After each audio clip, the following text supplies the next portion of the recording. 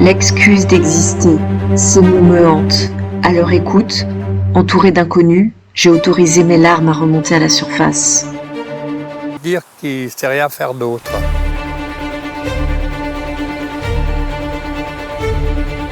Es-tu un artiste? Non.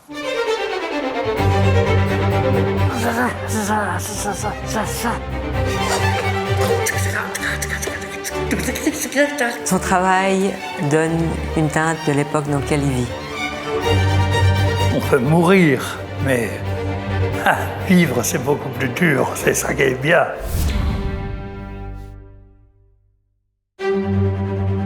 Le film débute par cette question posée par le réalisateur. Pourriez-vous me donner une brève définition du mot « artiste » ?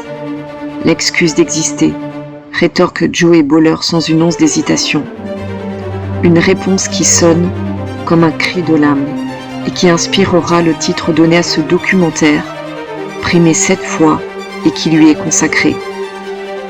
Le réalisateur a tenté de percer le mystère de la création en introduisant sa caméra dans le quotidien du peintre.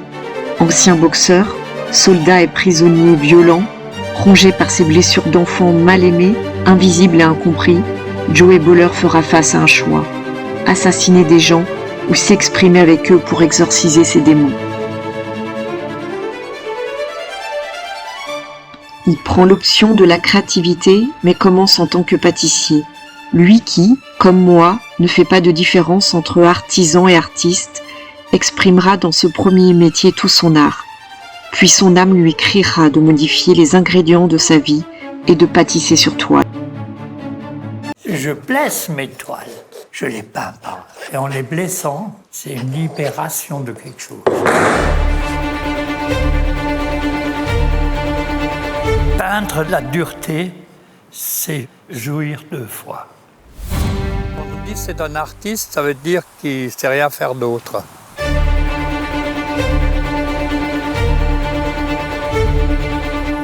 Heureusement que je fais de la peinture.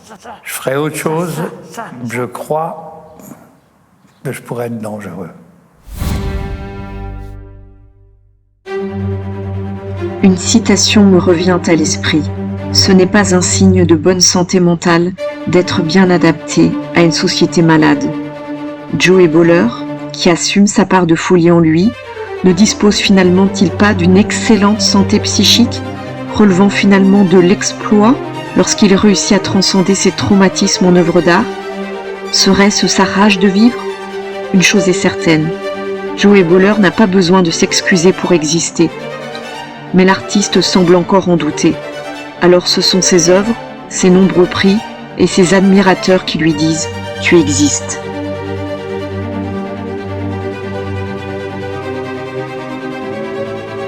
Moi aussi, comme tant d'autres j'imagine, je m'excuse d'exister et de trouver ma réelle place.